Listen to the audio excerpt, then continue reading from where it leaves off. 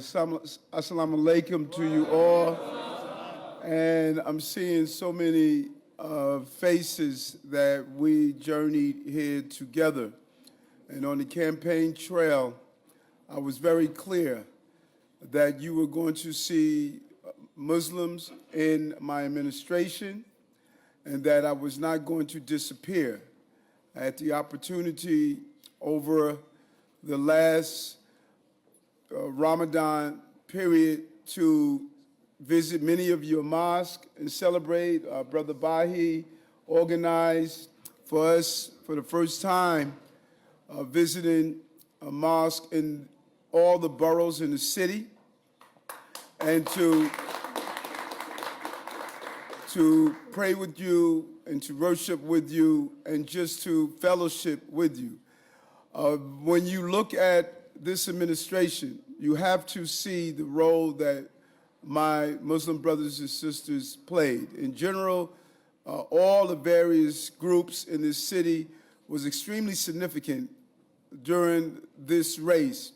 But when you look at Brother Bahi and Brother Hassan, who were with me for so many years and reached out to many of you and said that this is our brother and we need to support him because he has been with us for so long. And they knew the story, they knew the narrative. They knew that back in 2001, when the entire community was demonized because of someone abusing Islam for their own purpose in the 9/11 attacks, when others turned their backs on the Muslim community, I turned towards the community and rallied with them and stood with them. They knew when Donald Trump put in the Muslim ban, and we organized with the Yemenis community and had one of the largest rallies to show support at Brooklyn Borough Hall, closing down the bodegas and coming out in support. They knew even when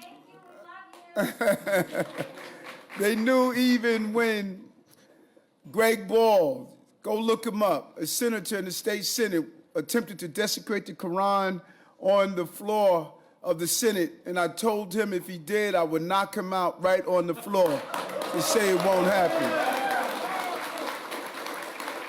They knew when the sisters who wore hijabs were being attacked. We rallied with the men of the community and took a bus on to Staten Island because the sister was harassed on that bus. We stood together. They knew when someone put out a flyer of Kill a Muslim Day, that we walked the streets together to show our support and solidarity.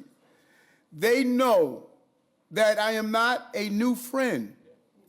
I'm an old and consistent friend. An old and consistent friend. And you have been a consistent friend to me. And I think Jamani said it best. It is time for you to embrace your political power and strength. It's time for you to embrace it. You have lived in the shadows of the American experience. You have allowed others to speak on your behalf. It is time for you now to look at the powers of 1 million Muslims. Every mosque should be ensuring, if you are a member of the mosque, that you should be a member of voting and be registered to vote. And you cannot do it loosely.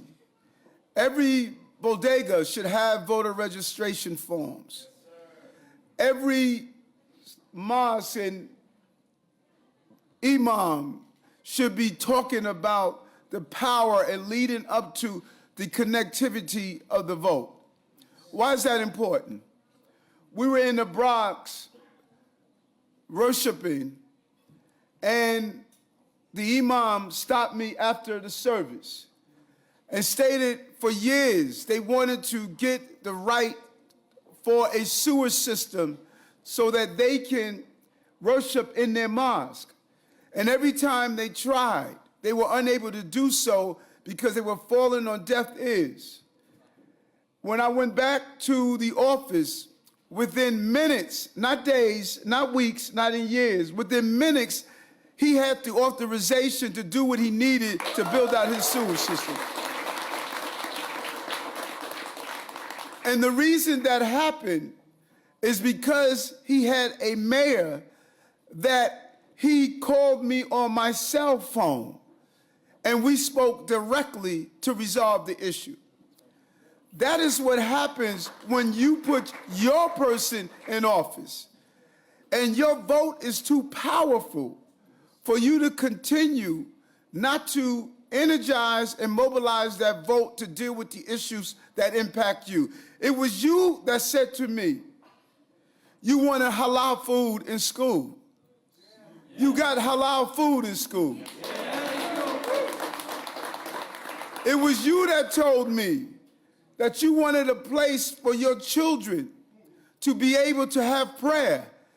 And when we read in the New York Times the other day that the young sisters could not pray, I immediately reached out to the chancellor and said, that's unacceptable. You will have a place to pray in your school.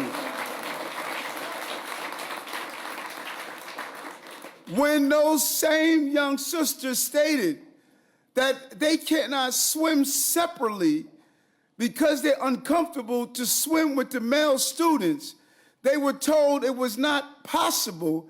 I reached out to the chancellor and said they would be accommodated and allowed to swim separately.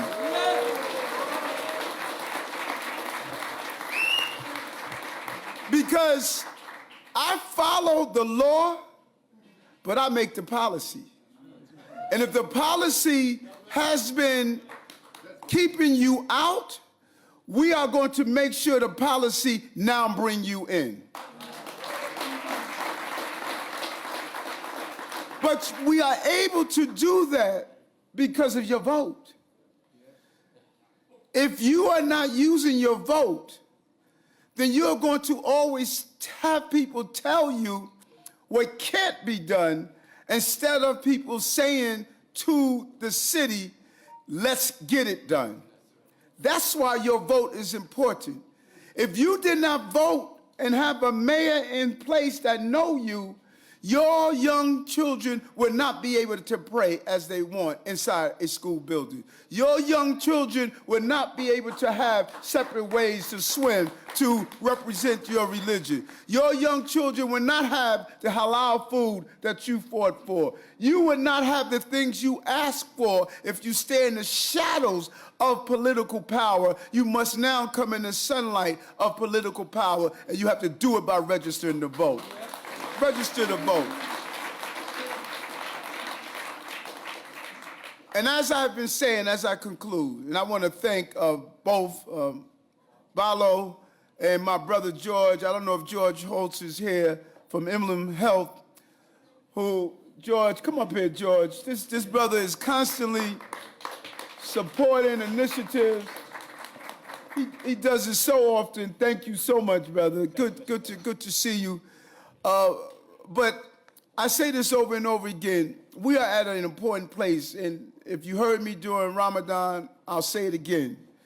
You got to be more than devoted worshipers. You have to be devoted practitioners. Can't just be devoted worshipers.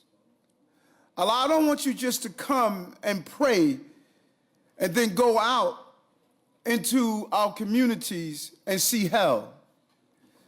Has to be aligned together. If we're devoted in our faith, then we cannot have the level of gun violence we see in our city. We should be doing security patrols in our community so that our sisters are able to move to and from where they want to, and that we should be engaging the young people on the street that are participating in gun violence. We are supposed to be speaking with them and talking them down from the violence that they are experiencing. We're seeing a large population of our young brothers who are coming from the continent of Africa who are feeling isolated and mistreated We need to be embracing them, bringing them inside the mosque and giving them the teaching they deserve so they won't be turned into violence or feeling as though they're not part of the American experience. What good is it that we are inside worshiping while criminals are out being practitioners destroying our children? Fentanyl is on the rise in all of our communities. Our children are participating in the use of fentanyl, overdose, killing themselves, using it. While we're in the mosque, the church, the synagogue, the Baptist, the Buddhist temples, while we're inside being worshipers, drug dealers are being practitioners, and they're selling drugs to our children. So it is time for us to take our moment of being devoted worshipers and go out and be devoted practitioners. Because that is what Allah is going to judge us on. That's what God is going to judge us on. He's not going to judge us just on how many times we pray. He's going to judge us on, have we been good Muslims? Have we been good Christians? Have we been good Jewish faith, Sikh, and all the other religions in this city? That is what we're going to be judged on. What was the life we lived outside of our houses of worship, not the life we live inside our houses of worship. It is easy to live a good life within your houses of worship in a sterilized environment of the comfort of the place that you go to worship. The real challenge that's before you is to take your faith and actualize it in the communities that you're supposed to see. People should see Allah in you outside of the mosque. That's what he should see. If you live in Brownsville and there's a mosque there, that should be the safest community in the city. If you live in the Bronx and there's a mosque there, that should be the safest place that it should be. People should walk in our communities and they should say, I see God. That's what they should say. So here's my question that I'm asking you. Right now, do people see God? Yes. Do they see it in our streets? Do they see it in our schools? Do they see it in our stores? Do they see it in our shops? Is this a city where people believe the faithful live? That's the question. People should know when you arrive in New York, you see the faithful. They should know that this is a place of faith. That's what my belief is. And it doesn't take much. Every Wednesday at 9 p.m., no matter what I'm doing, I'm on 34th Street between 7th and 8th Avenue, handing out food to people with Alibaba and others. And you know what I see on the line? I see Muslims. I see Christians. I see people who are Sikh. I see all the faith on that line. We can't just pray about it. We got to be about it.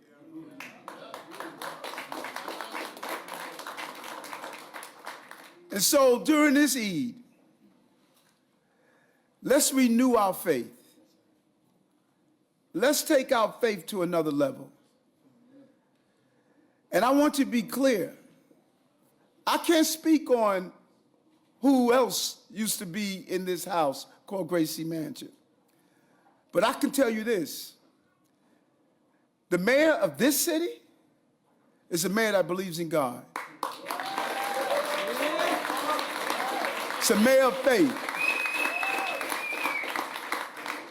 Because you can't go from being dyslexic, arrested, rejected, and now I'm elected to be the mayor of the most powerful city in the country without your faith. Without your faith. And so I thank you for being here. I thank you for your prayers. I thank you for your devotion to your faith. I thank you for lifting each other up.